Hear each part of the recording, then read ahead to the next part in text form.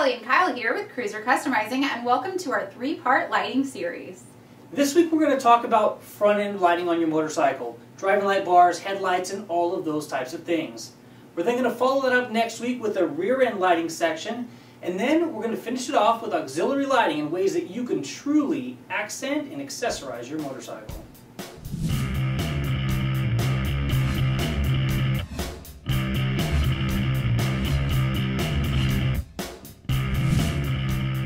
Now Kyle, why do motorcyclists like to put lights on their motorcycle? Quite simply, to see and to be seen. Putting lighting on your motorcycle can be the #1 thing that you can do in order to improve your visibility and therefore improve your safety on the road. Now over the years we've done multiple videos on both lighting and electrical, and it's still the most intimidating thing I've ever done. Kelly, motorcycle electrical systems are one of the things that really freak people out. Basically, when it comes down to wiring on a motorcycle, you've got a positive or power and you've got ground. Everything else is then wired through that system. Take a look at our driving lights and electrical wiring basics tip. Now before we dig deeper than that, there are 3 main lighting styles that people use on their motorcycles. Those are halogen, HID, and LED. A great example of a halogen installation would be either our Kuryakyn Lightbar installations or our PIAA driving lights that we put up on the forks of the VTX.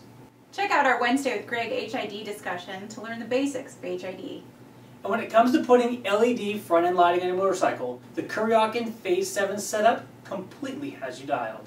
Over the years, we've done a bunch of videos on lighting, but Kyle, what would you say are the top 3? I would say the first thing that people usually do is they modify their existing headlight bulb to produce more light. From the factory, the OEM bulb is pretty weak. You can take that 35-watt bulb out, swap that in with a PIAA high-intensity light, and you can literally double the output of light. Kelly, a motorcycle usually has a single headlight, and that headlight has a really small footprint. By creating driving lights down at the bottom or just separated from your headlight, you create this triangle and the actual footprint that oncoming traffic sees. Now that's the last thing, Kelly.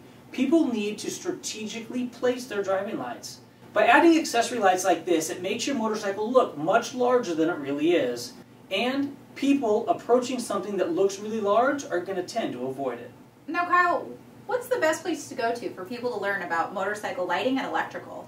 About a year ago, we did a webinar where we invited hundreds of people to come to a live broadcast where we talked about exactly how motorcycle wiring works.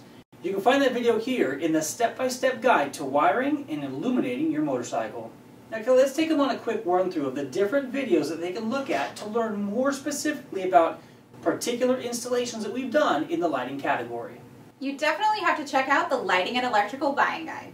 There was another tip where we talked about rider safety and using technology to your advantage. Now we can't forget the Kuryakyn Lightbars or lighting options. You've got the 4001 Lightbar installation from, 2008 or 2009. You've got the Constellation Lightbar, and then we have the clamp-on driving light kits that we've shown you in the past.